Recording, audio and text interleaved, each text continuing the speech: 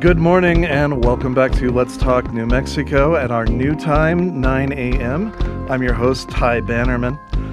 Entering into the workforce isn't easy for most young people, and here in New Mexico, many face combinations of factors like poverty and less education that make it difficult for them to attain the training they need to acquire and keep skilled, well-paying jobs. In 1964, President Lyndon Johnson created the Job Corps to provide at-risk youth with on-site vocational training. And in 1965, that came to New Mexico. It's still here. We have Job Corps training centers in Roswell and Albuquerque. Today on Let's Talk New Mexico, we are talking about the Job Corps program as well as similar youth-oriented programs that serve slightly different purposes and groups, like the Rocky Mountain Youth Corps.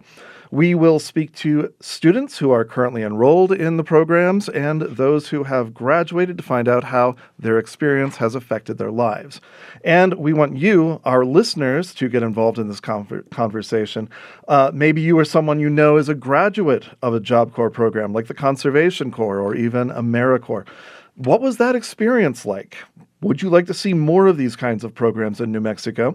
We'd love to hear your story. Give us a call, 277-5866, area code 505, or you can email us at letstalk@kunm.org.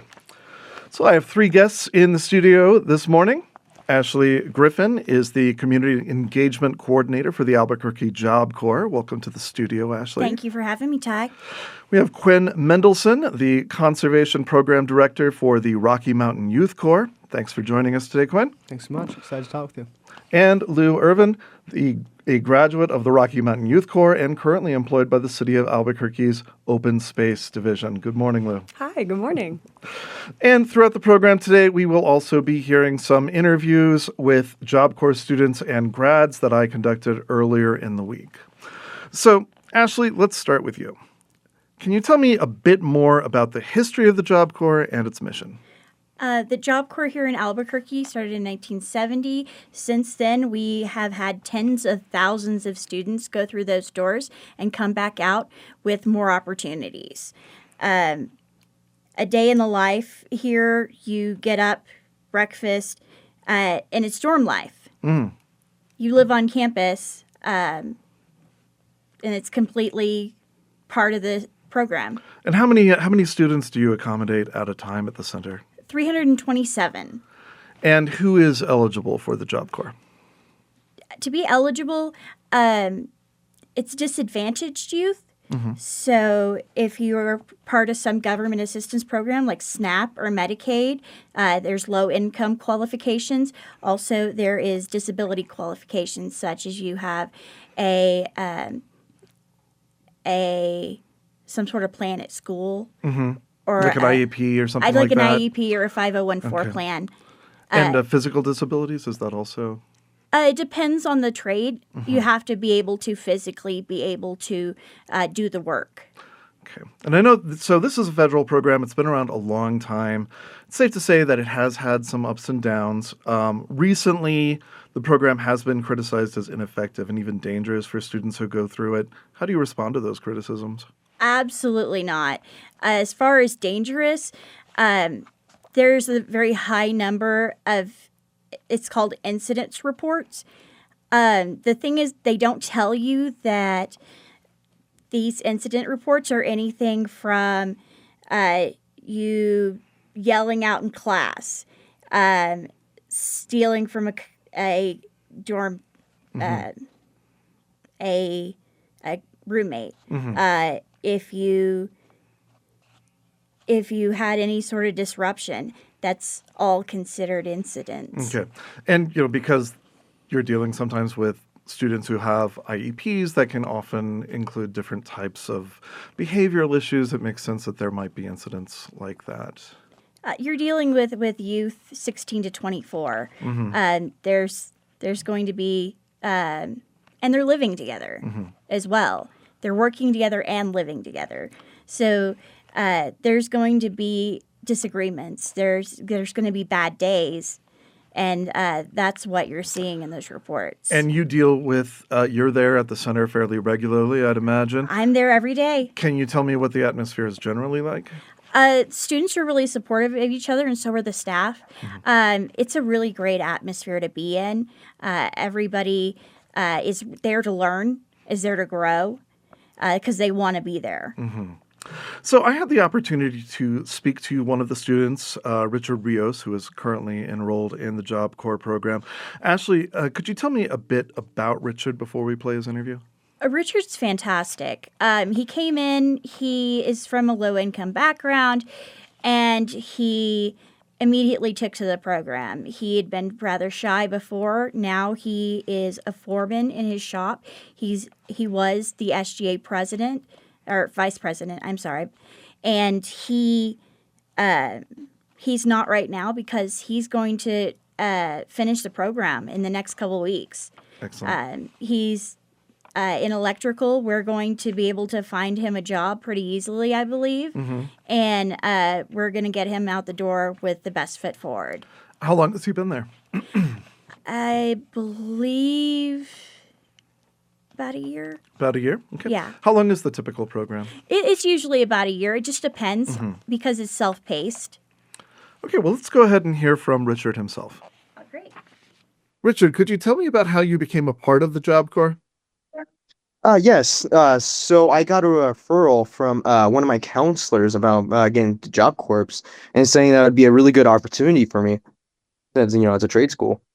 And what were you doing before you joined? What was kind of like your life?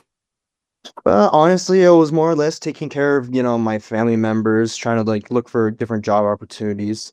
I had a housekeeping job for a little bit, before Job Corps. And what was attractive about the program for you? Honestly, I would probably say since it's a trade school, it could give you like different opportunities for different trades. And for me, I'm in electrical, and it's something that I was interested in. So I, figured that it would be the best option for me. And was that something that was interesting to you before you joined, or did you find out about this path at the school itself? Yeah, I've always had the interest of having like a hardworking job, like either mechanics or some along the lines. So whenever I heard about Job Corps, I figured that this would be the best thing for me, and to pave my pathway into like having something more. How do you find Job Corps? Like, it's kind of like a school program in some ways. How does it compare to other school programs that you've been in, like high school or what have you? Well, I would say that the staff members, they really do like to they really keep eye on you instead of it just being like, oh well, this student's doing this student's doing that.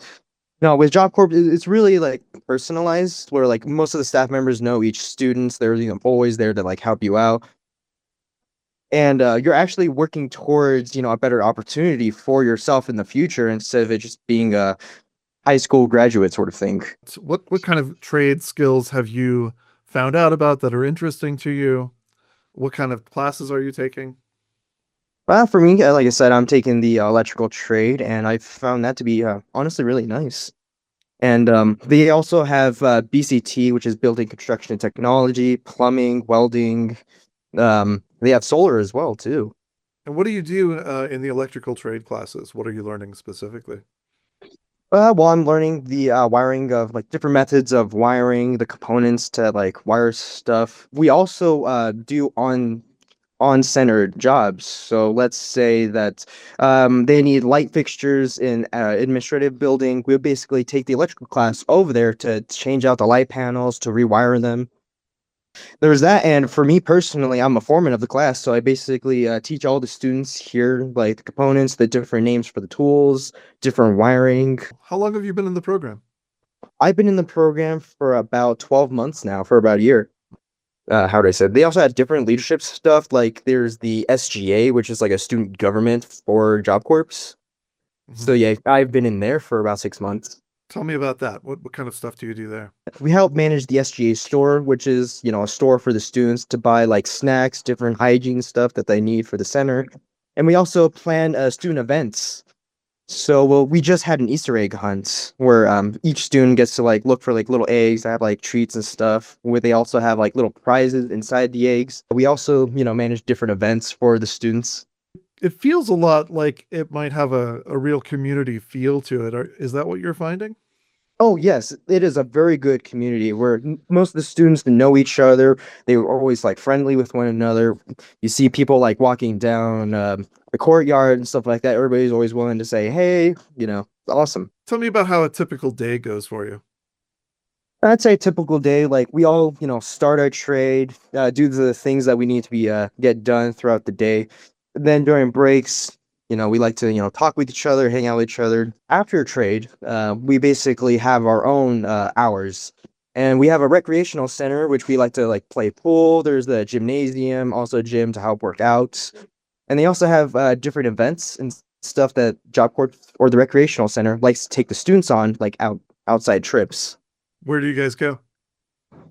It's a mixture of different places. Sometimes they'll do the movies. Sometimes it's mall trips. There's Walmart trips. They do Bible study sometimes. But it's a fun place. And when are you graduating? I should be graduating within this month, April 30th. And what's the plan then? For me right now, Job Corps is actively helping me to search out jobs. They've been taking me to job fairs almost every week. And then over the weekend, I've been, submitting applications. So hopefully sometime within this week or two, I will get a job. And if that's the case, then they'll finish me from the program and I'll graduate. And do you have a certification in electrical work or Yeah. something like that? Yeah. So as soon as I find a job, my instructor, he'll completely offer my trade and get a certificate of completion for electrical. And I'll also get an OSHA 10 certification too. So if it hadn't been for Job Corps, what do you think you would be doing now? Honestly, I feel like I would probably just get like a secondhand job at like some retail place or, just some, job that's, yeah, sure, it would have been fine to have, but it wouldn't necessarily be something that I would want to do. So what kind of person do you think is a good fit for Job Corps? I would say any kind of person could join Job Corps. It helps, shape character, it helps build leadership skills. It also helps to build, communication as well. Since with me, I was never this, outspoken. I was never this talkative. So yeah, Job Corps really helped me out to like break me out of my shell. And what do you recommend for someone who is interested in the program? What should they do? I would say take that leap of faith and join Job Corps because, like I said, it's a good opportunity here. They have like educational stuff. They have driver's ed if you need help with getting your license. Mhm. And they'll also help you find better opportunities for the next step for your education and for your job. Great. Well, thank you so much, Richard. I appreciated talking to you. Well, thank you for having me. And that was Richard Rios, a student currently enrolled in the Job Corps program here in Albuquerque. And this is Let's Talk New Mexico on 89.9 KUNM. I'm Ty Bannerman. We are talking about youth-oriented employment and service programs in New Mexico like Job Corps and the Rocky Mountain Youth Corps. We'd love to hear from you. What kind of employment training and placement programs do you think would be most beneficial for New Mexico youth? You can dial 505-277-5866 and let us know.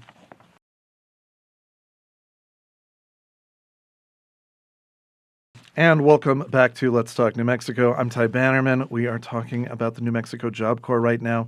You can email your comments and questions to us at letstalk@kunm.org or call 505-277-5866. I do have an email from Joan in Albuquerque. She writes, I worked as an AmeriCorps member in Pittsburgh, Pennsylvania in 1998, and again with Teach for America in 1999 and 2001, which brought me into the teaching profession. I'm currently teaching in Santa Fe, and surprisingly lament that we do not have for Teach for America here, since we do have a teacher shortage. Both were wonderful experiences which broadened my worldview, allowed me to be of service, and allowed many Corps members to learn valuable skills. We definitely should have more of these programs in New Mexico, and especially in our schools. Now, right before the break, we heard from Richard Rios, a current student at the Albuquerque Job Center. Ashley, one of the things that Richard mentioned was the community feeling of the Job Corps Center and the leisure activities. How well do Job Corps members get along with each other when they're there? Is there ever friction? And how does the center deal with that when that happens? That's a good question. We have a really close-knit community, since it is down to 327 students and the staff. When there is friction, we have our students make a statement, and then we have a staff who's specifically trained to deal with those statements and to mediate any conflict. Okay, so there's a whole process there. There is an entire process.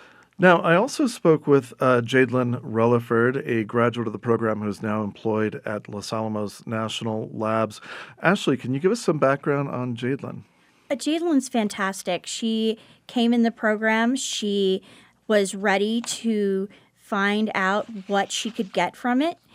She went through welding, and now, after that, when she graduated, we put her with an employer partner. And now she works at Los Alamos Labs, and she's doing fantastic. Every employer partner who's had contact with her has had nothing but good things to say about her. Okay, here's Jadelynn. How did you find out about the Job Corps? So I was going to college for a little bit, and then I couldn't afford to go back. I was going as a culinary out in Portales, and then couldn't afford to go back.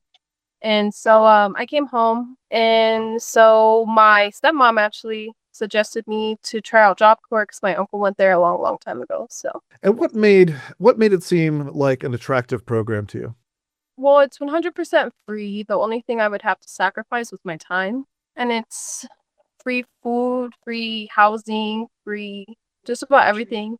And like I've always kind of like wanted to try welding. And so it was like it had what I wanted. So I was like, well, I'll try it out. So What was your first impression of going into the center where you were going to live for a while?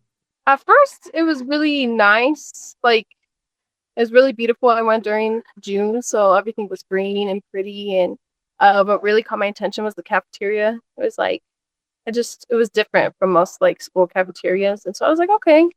And then after meeting everybody, it was pretty. I was like, okay, I think I could do this. So there's like a jail/college almost, but it wasn't so much on the jail side. It was just you were enclosed in there though, you know? Okay, so it was kind of jail-like because everyone stays couldn't- there. Yeah. Yeah. Was that hard to get used to? For a little bit, What was it actually like living there? it was like having like a million sisters. Like we all lived in a dorm room, and there were chores every night, and like nothing like crazy hard, but just to keep like our living environment clean and like bug free and stuff. But after a while I got a little homesick after like the first few weeks, but that passed quickly like once I finally got into my trade. So who else was there living with you? The dorm was pretty big. There's probably about like there was 2 stories, and there was like 4 dorms. And so there was my side had about like 20 girls. And then I believe there was over like 60 girls altogether. There's 4 girls to a room. Eventually I got my own room and moved to the advanced side. So that was pretty nice. And did you make friends? Yeah, actually I have a few. I stay long-lasting relationships from there. And how did the process of choosing what trade you were going to study work? So when you first get in there, you kind of already need to have an idea of what you want to do. So like there's this orientation process where you sit down with like these people who help you transition in, and they help you like pick your first, second, or third choice of trades. And so my first choice was obviously welding. And then if I didn't want that, then I was going to go into carpentry. Yeah, they really help you out with your options. They kind of give you a tour of the campus to like see like what it's like about, and like kind of just peek in the doors and see what everybody's doing. It's like a at your own pace type of thing. And so you see other students like who have been there more longer helping other students. So why did you choose welding? What was attractive about that? Have you ever seen Flashdance? A long time ago. Yeah, so that was it. And then there's this other show called Shameless, and the girl Debbie, she became a welder. But like ever since I was little, my grandparents were like, "What do you want to do with life? What do you want to do with life?" Like, "Oh, that would be cool. That would be cool." And so like welding kind of like I was like, I don't know how to do that, and then kind of I think it's cool, putting metal to metal. I saw like sculptures people were building, and I was like, I want to be able to do that. That's pretty cool. What did you learn that was sort of surprising to you about that trade? But it was male dominated. There was a lot of females in there, but like, I guess you had to have like a really tough skin. How did you feel about that? I mean, I grew up with 5 brothers, so I was kind of like already used to it. Like, it's not frowned upon for women to like be in a male dominated trade, but they kind of give you like a hard time about it. They really put a lot on you. But like my instructors there, they were really cool, and they were like, if you have any problems, like let me know, we'll handle it. What happened when you graduated?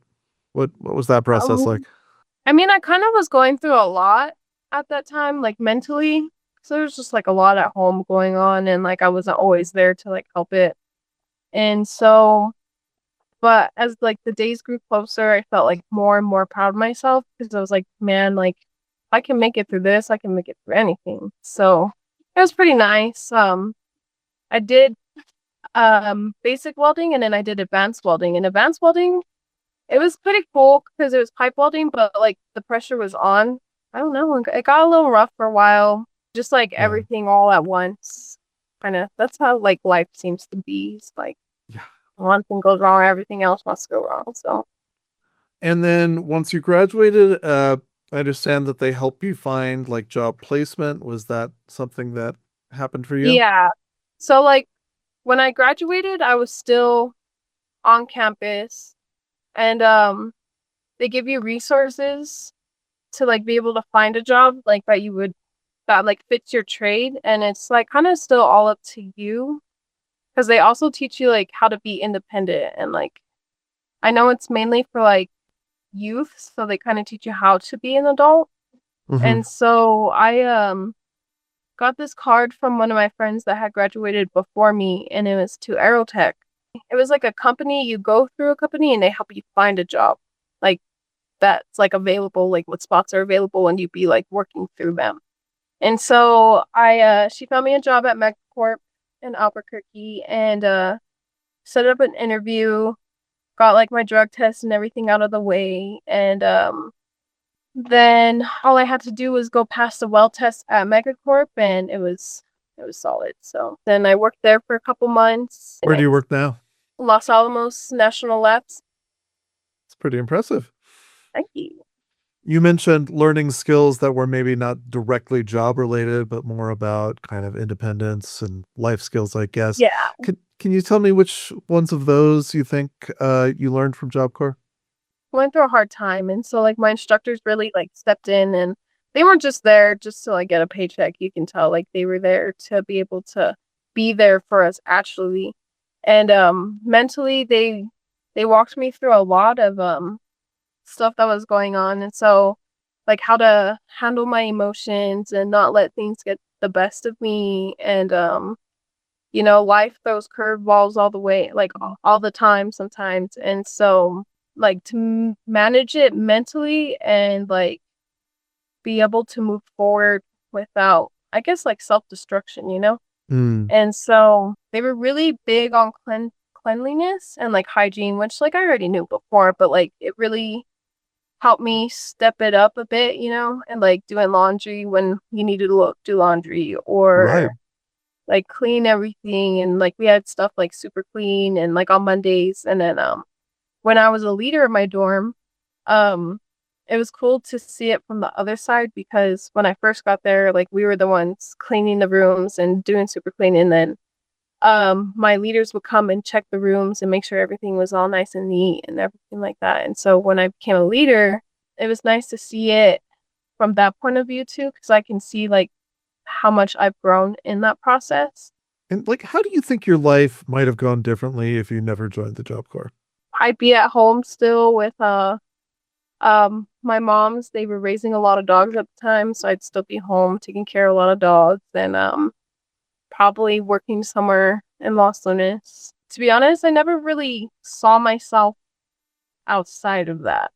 And so joining Job Corps, it's hard, but it's so worth it. Like it definitely changed my life for the best. Like I never thought I'd be here today. Like I just got a new car. It was like, it's my dream car. And so it's like, yes. And I'm about to get my own apartment. And so it all fell into place. Even when it feels like it's like you want to give up so bad and you're just like, I just want to go home. Like, forget this. Like, just don't. That's my advice to people. Just keep pushing through. So More of a long-term kind of view, it seems like. yeah. Yeah. All right. So Well, thank you so much for taking the time to talk to me today, Jadelynn. thank you.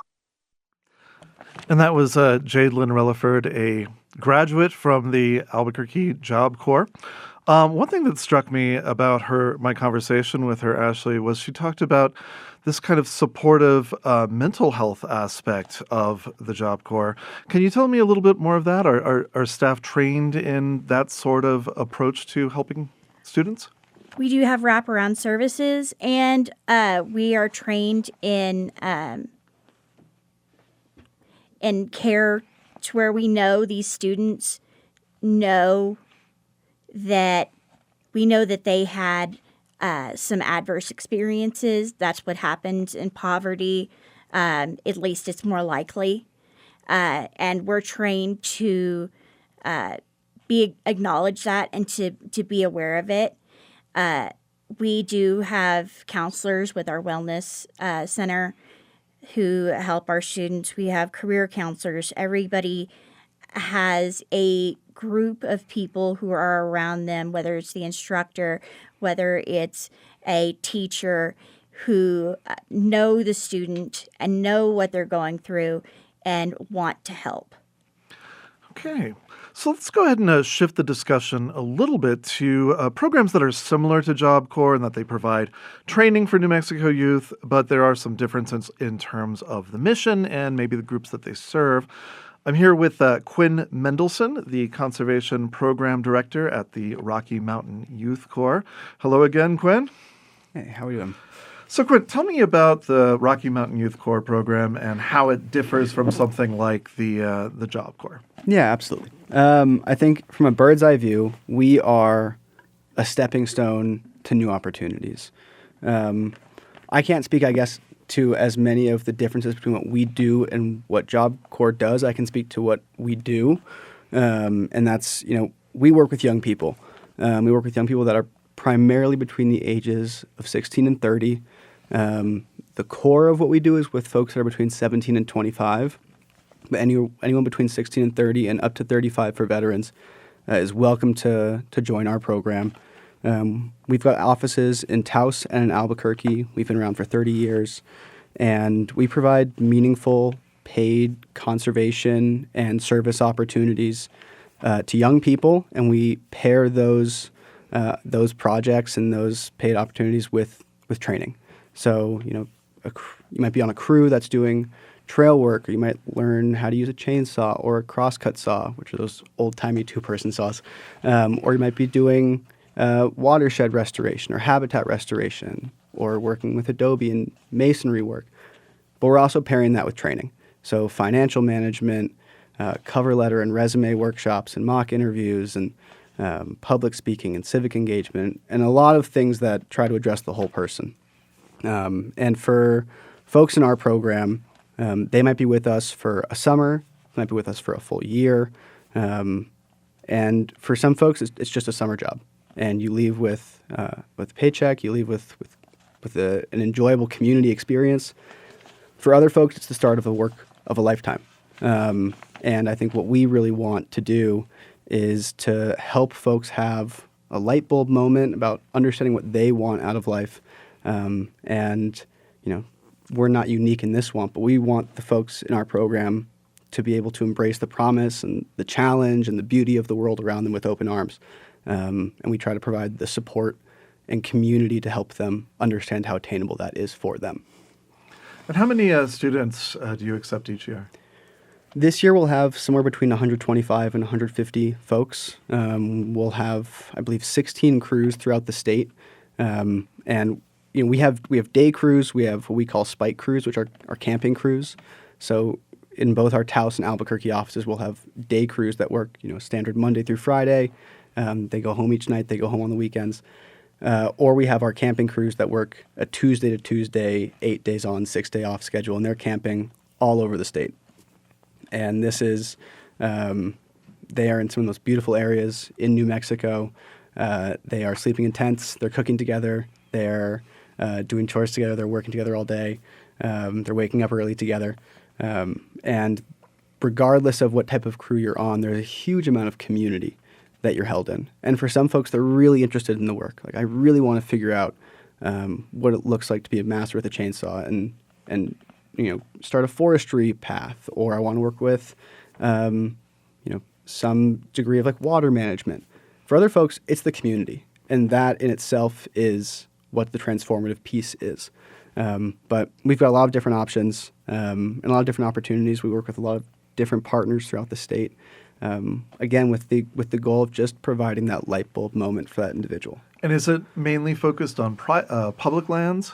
Yes. We do at times work on private land. We discuss that as, we call it private land for public good. Mm-hmm. So, for example, if we're doing a thinning project and trying to reduce wildfire risk, and there's a parcel of land that sits next to a huge chunk of public land, try as we might, wildfires don't seem to respect property lines. So trying to reduce wildfire risk becomes a public and private thing. But cores like us, public land cores, are designed to provide service to public land throughout the state, and then the larger community that we're in nationally. There's groups like us throughout the country. And how is this program funded? Everywhere. Federal and state funding sources. We apply for grants constantly. So foundations, individual donors. We're always looking under every rock. But we've been, we're 30 years old now, and we've got a fairly stable base of funding that we feel really confident to be able to operate off of and hire off of year to year. But we are an AmeriCorps organization, so we receive funding directly from AmeriCorps, and that supports a lot of what we do. And it also allows for, at the completion of an individual's term of service with us, they unlock an AmeriCorps Education Award. And that's in proportion to the amount of hours that they've served. And what's your background? How did you get involved in this? I am someone that grew up absolutely in love with the outdoors. I learned a lot about myself through experiences like this, and studied, watershed restoration, and I actually studied the psychology of what happens when young people are in small communities in the outdoors. So this is very much what I care about. I think, as I left, college and started working full time and seeing the transformative impacts that young people can have when they're just in a small supportive community, and they're given responsibility and accountability, and they're held in that community, and they see what happens when that community cheers them on and supports them through hard times and good times, and seeing what happens on the other side of that. This is something I'm just incredibly interested on a personal level. And as like an organization, we've seen what it looks like. We've seen the good it can do. And, Job Corps works with folks that are kind of at-risk youth. We oftentimes do work with opportunity youth, but we're open to anyone and everyone. Okay, you are listening to Let's Talk New Mexico on 89.9 KUNM. I'm Ty Bannerman. Stay right there. When we come back, we'll talk with a graduate of the Rocky Mountain Youth Corps about their experiences in the program and how they helped them get the skills they needed to find employment afterwards.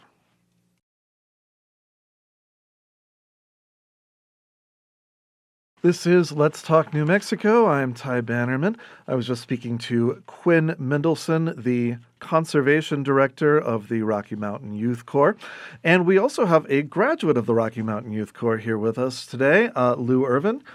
You are a part of the program. When were you a part of the program? I did 2 seasons as a crew supervisor. I did a long season in 2023 and then a long season in 2024. And you are now employed by the City of Albuquerque's Open Space Division. I am. So tell me about your time in the Rocky Mountain Youth Corps. How did you get involved? Yeah, I love to tell this story. I was working a job that was totally not related to conservation whatsoever. I was a swim teacher way back in the day, and I was quite tired of being wet all the time and smelling like chlorine. And I was thinking about, I just want to be outside. That's all I want. I just want to hike. I just want to be outside. And then my dad actually mentioned, you should check out YCC. You should check out some Youth Conservation Corps. You should check out some Conservation Corps stuff.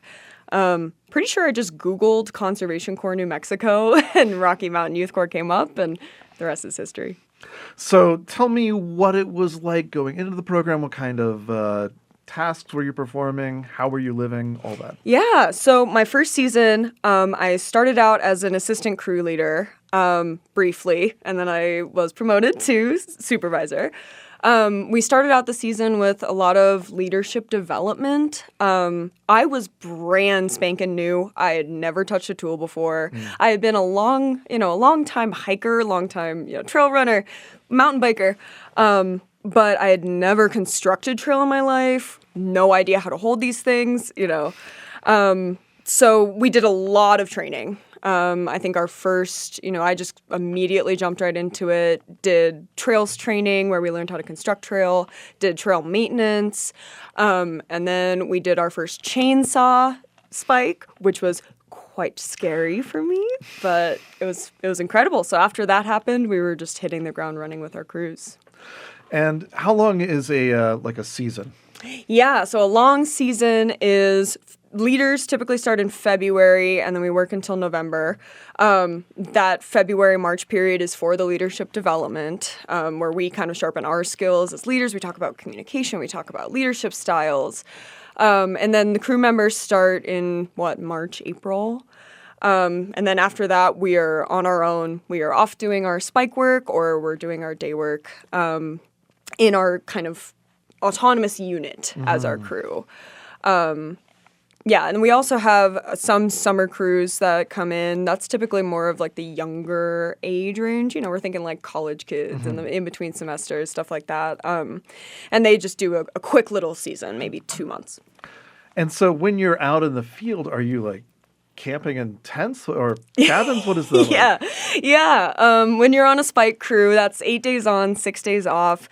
Most of the time we are camping in tents. Yes. It's, we live out there together. We cook dinner together. We make breakfast together.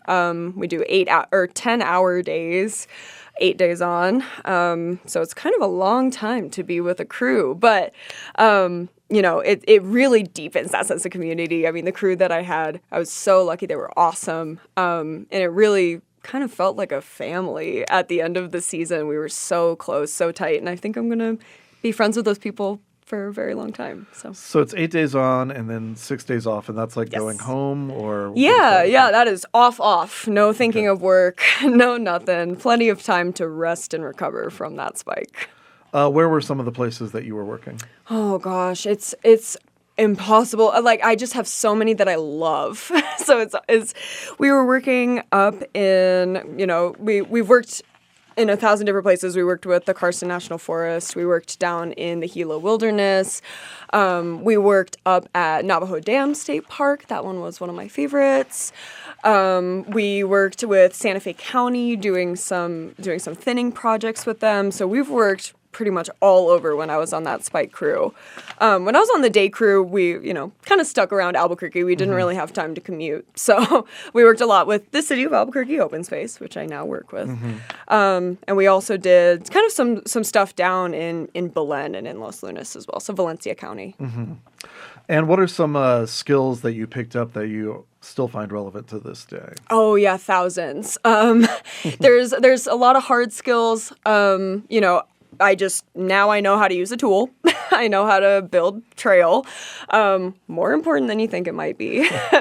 So I know how to use hand tools. I feel really confident doing stuff like that. I've also, I did get chainsaw certified, so I do know how to run a chainsaw. I feel like every time you say chainsaw, that you get this look of glee in your eyes. Is this a particular favorite? Yes, I do really love running a saw. That was definitely one of my favorite hard skills that I learned. But I also learned a lot of soft skills too. I learned, how to talk to people. I learned like conflict management, kind of like what Amanda was talking about. Ashley, so sorry. Kind of what Ashley was talking about. When you're together with that many people, you just kind of start to have conflict. Conflict just exists. That's kind of a natural part of it. But as a crew supervisor, kind of learning how to navigate that as a group and as, a community was a huge soft skill that I learned. So yeah, I picked up a lot from my 2 seasons. And how did this experience with the Rocky Mountain Youth Corps lead you to your current position at Albuquerque Open Space? Yeah, it's about who you know, right? When I was a day crew supervisor, as I said, we did a lot of work with the City of Albuquerque Open Space. We did thinning projects with them. We did a lot of trail construction, a lot of, rock work, stuff like that, on their land. So when it became the end of my season, I was kind of looking for, I wanted a little bit more stability. I was kind of ready to move out of that seasonal job cycle. So I was kind of looking for some more stability. And when I reached out to some of the people that I was working with, my project partners, they happened to be hiring. And what kind of work are you doing with the open space? Yeah, I do. Honestly, I do a lot of what I was doing before. I do a lot of construction, a lot of maintenance, primarily maintenance. We have, 30,000 acres of land and quite a lot of trails. So, I spend a lot of time maintaining those trails, making sure that they're all good. But I also do a lot of, I work with volunteer groups. I work with youth corps like Rocky Mountain still. So, yeah, I still get to do a lot of stuff that I love doing. Excellent. Yeah. So, Quinn, Rocky Mountain Youth Corps also administers the Taos Public Conservation Program. Can you tell me a bit more about that?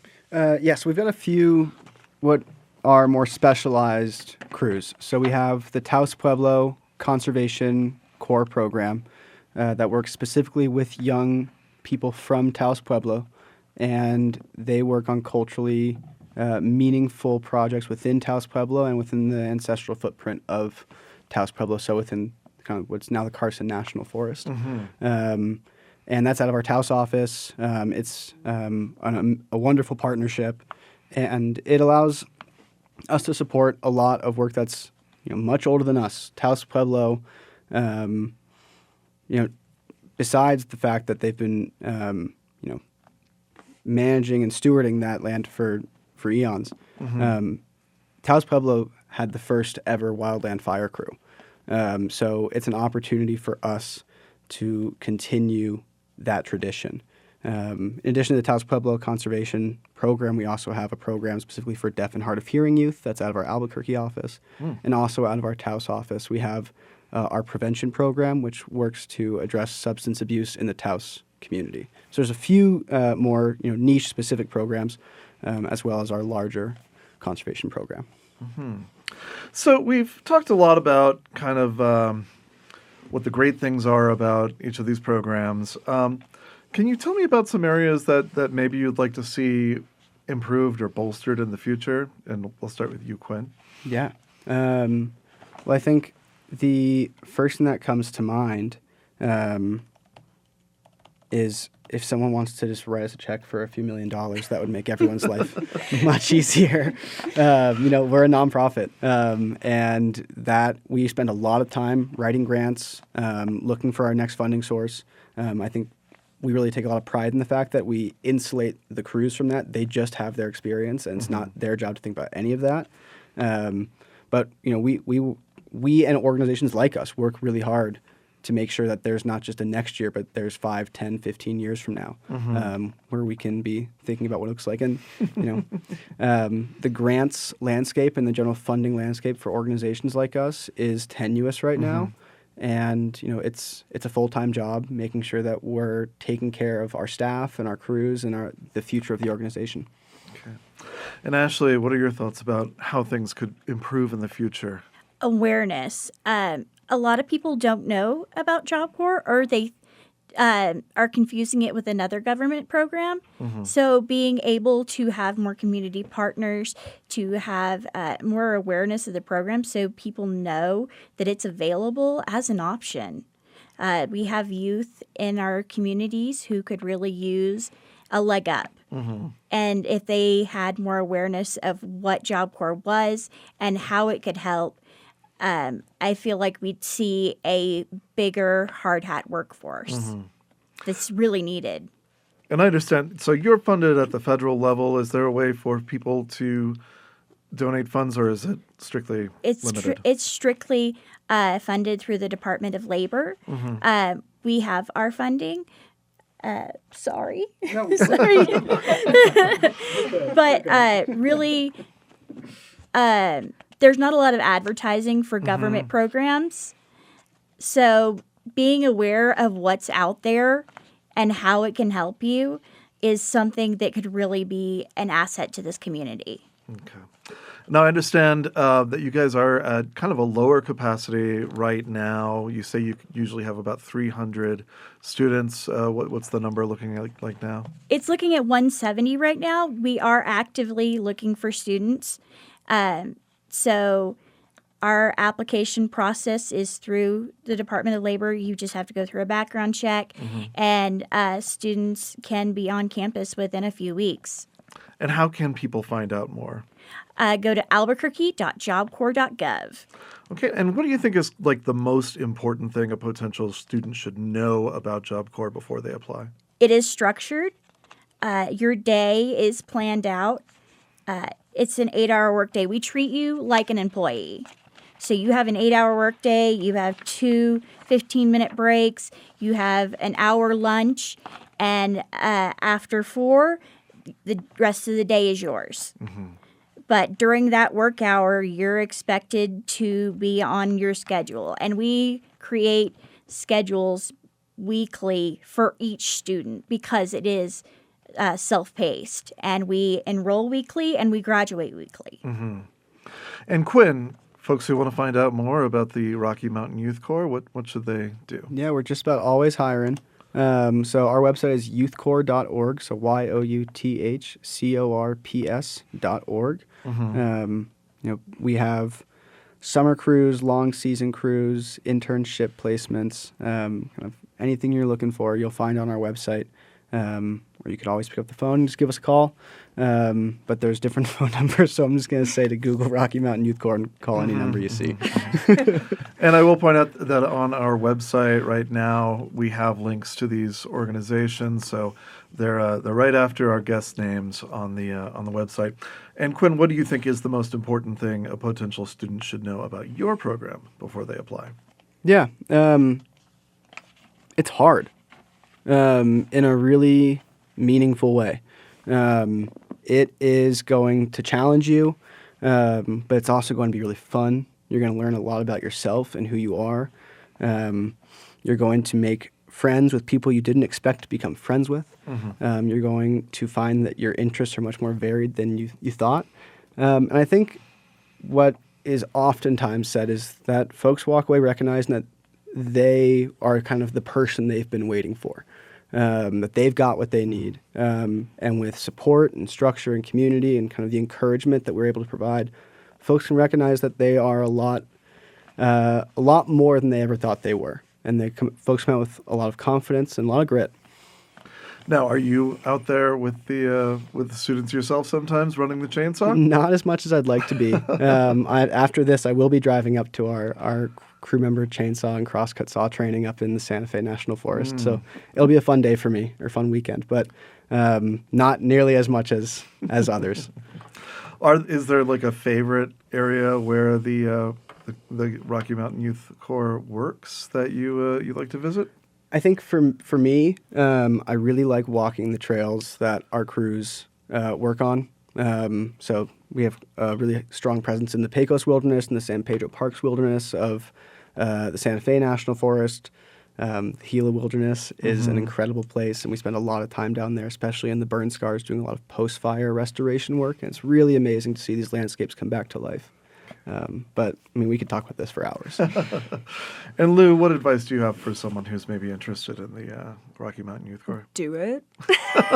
Yeah, if there's any inkling whatsoever that this might be something that you're interested in, even if you're not feeling interested, I feel like everybody should do a conservation season, no matter what. It just, like Quinn said, like I feel like I learned so much about myself, and I learned so much about my environment, and I learned so much about, just I did emerge the person that I wanted to be. That experience is just, I wouldn't trade that for anything. So if anyone just even has an inkling that this is something that they're interested in, go for it. I mean, the worst that happens, you don't like being dirty, and you don't like being outside, and you're tired, and you're never going to do this again. And that's okay. But the best thing that happens is that you find a career out of it, and you find what makes that spark go. So, what's something that you wish you had known before you joined? That's a great question. I think I wish I had known about it sooner. Does that count? Yeah. I think I wish I had known about this maybe before I went to college. If I had known about this like when I was fresh out of high school, I think that would have changed my trajectory a little bit sooner, and I might have, done something a little bit different. But I did eventually get here. So, hey, that's not too bad. Excellent. Okay, well, I do have a kind of an update from my producer that just came in. She says from the Center for American Progress, the new proposed budget at the federal level, released on April 3rd, proposes a 90% cut to Job Corps, functionally eliminating its activities. Is that going to be? How are you guys going to cope with that? That may be the case, but we do have a lot of friends in Congress, and they've always been really generous to us. And in the end, that is what makes the purse strings. So it is worrisome, but we've always been treated really well by Congress. So you're feeling optimistic? Of course. Okay, great. How did you get involved in Job Corps, by the way? It's a funny story because I started out after high school at a trade school. I learned graphic design. I was part of Skills USA, which is a trade organization. I was advocating for more funding for trade education, and I needed a new job, and this came open, and advocating for trade education once again. It was just kind of a good fit. So this is your calling. It is. It is. So you yourself did not join Job Corps, though? I did not, but I was in trade school.